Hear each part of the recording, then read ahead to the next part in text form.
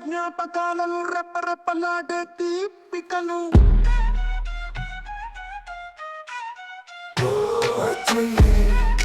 నిందించకు నన్ను, పరిచయం చేసిన ప్రేమను నిందించు.